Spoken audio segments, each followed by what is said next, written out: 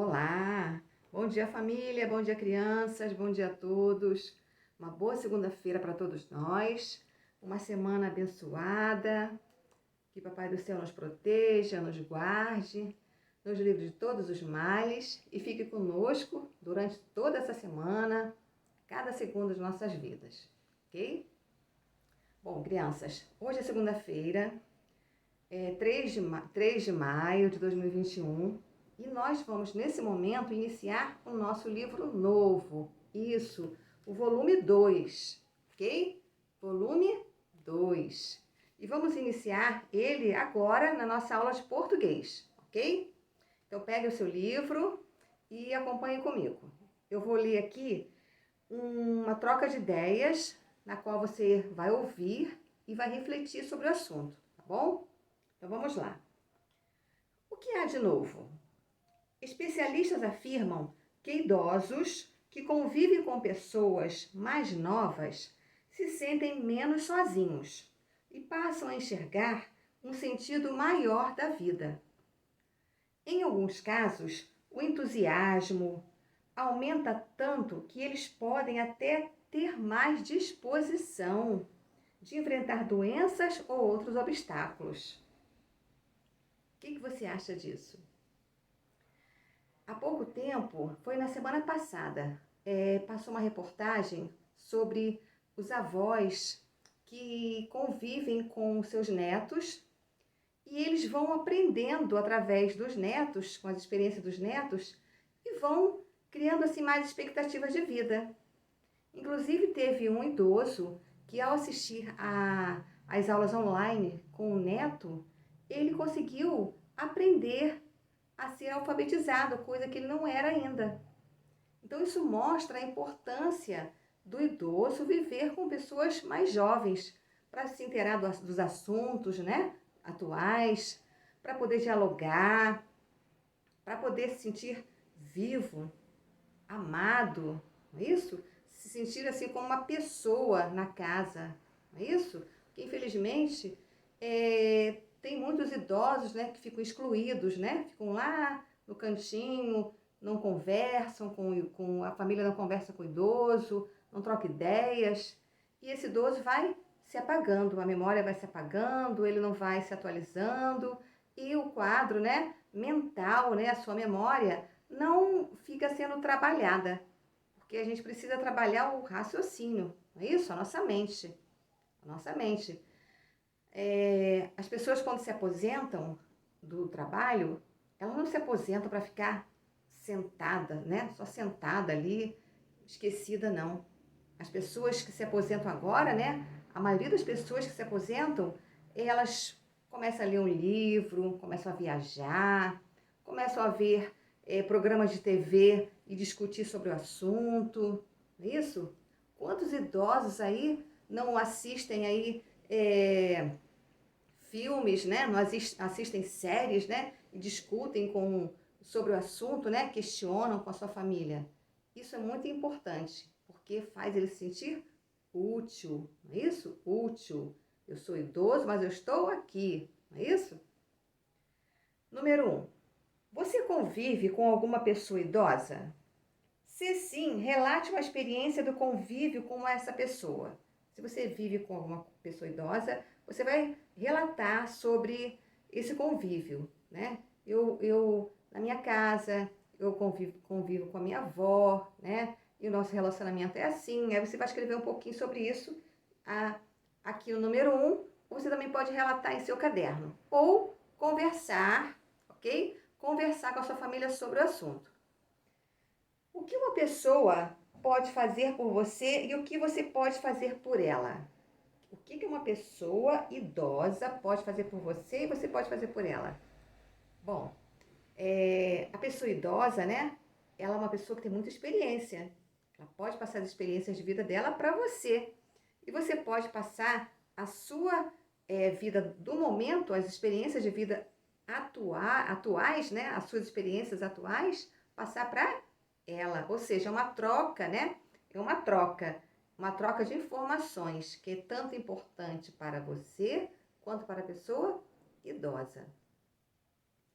O que você sabe sobre o modo de vida dos idosos. Que textos deve procurar para obter informações atualizadas sobre essa etapa da vida? Aqui na primeira pergunta, feita para você refletir, né, e conversar em classe, conversar com a família, onde diz, o que você sabe sobre o modo de vida dos idosos, né?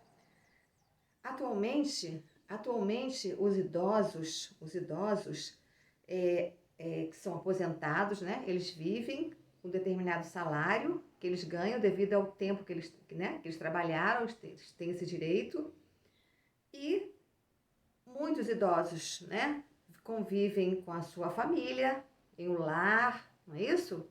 Porém, muitos idosos, né, vivem em um lar determinado para eles, né, como nós conhecemos o asilo, né, ou uma casa de repouso, não é isso? Enfim, cada idoso, né, de acordo com cada família, ele vai ter o seu ritmo de vida.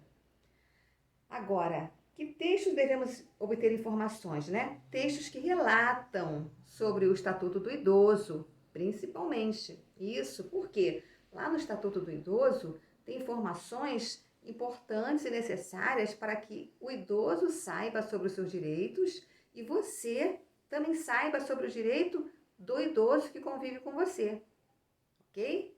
Por quê? Porque o idoso, ele ali é uma pessoa que depende das outras pessoas, né? Uma pessoa dependente. Então, se ele depende, você tem que estar sabendo do assunto, das necessidades, né? E dos direitos que ele tem, ok? Para ajudá-lo, não é isso? Então, converse aí com a sua família sobre isso, conversa na classe, bom? Bom, agora na página 3, tem o foco na leitura, que o número 1 nos informa. Em reportagens, é possível conhecer histórias que dizem respeito a assuntos de interesse da sociedade. Exatamente.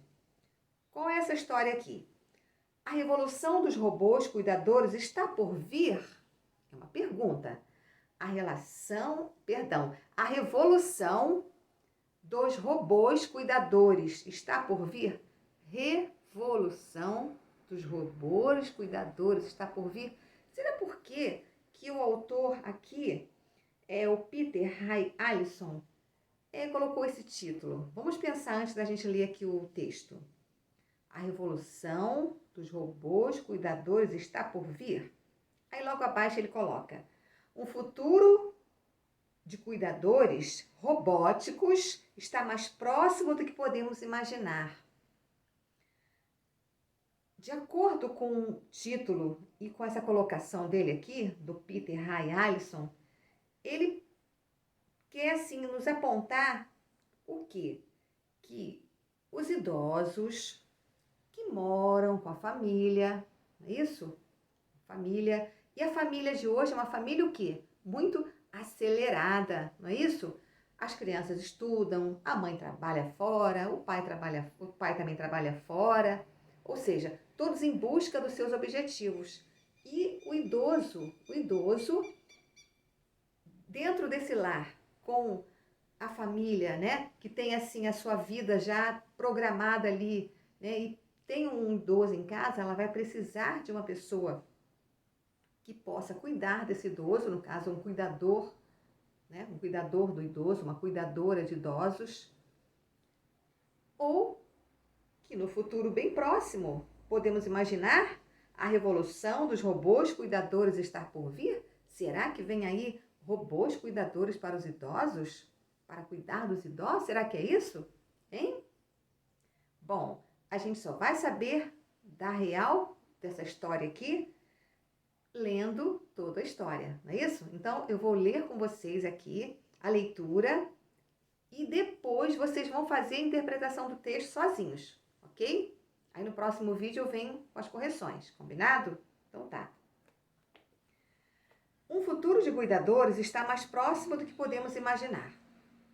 Filmes como Frank e o Robô, 2012, e Eu, Robô, 2004, assim como desenhos animados como os Jetsons, retratam um futuro onde empregados robóticos realizam tarefas domésticas. permitindo que as famílias passem mais tempo juntas e que os idosos fiquem independentes por mais tempo. Um futuro de cuidadores robóticos está mais próximo do que podemos imaginar. Aspiradores de pó e cortadores de grama autômatos já estão disponíveis, por exemplo. E no Japão, já existe uma intensa absorção de tecnologias de assistência e reabilitação para o cuidador de idosos.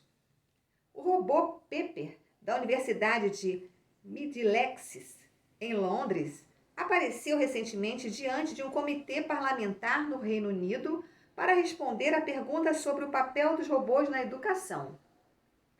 Os robôs cuidadores, enquanto isso, são um fenômeno relativamente recente. Com o envelhecimento populacional do mundo, há uma crescente demanda por assistência na rotina de idosos.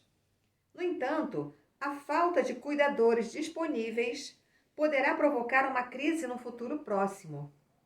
O Japão, por exemplo, prevê enfrentar um déficit de 370 mil cuidadores até 2025. Isso significa que a população está envelhecendo, não é isso? Teremos futuramente muitos idosos, não é isso? E tendo futuramente muitos idosos, né? Precisamos de pessoas para ajudar a família a cuidar dos idosos. Embora as atuais tecnologias de assistência ainda estejam muito longe de preparar nossas refeições ou realizar nossas tarefas domésticas, elas dão uma tentadora ideia das possibilidades futuras.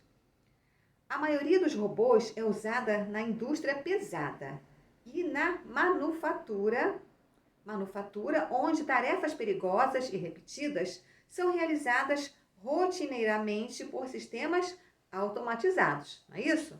Que são as máquinas. No entanto, nesses robôs, industriais pesados não são projetados para operar na presença de pessoas, pois se movem rápido e são feitos de materiais rígidos que podem causar lesões.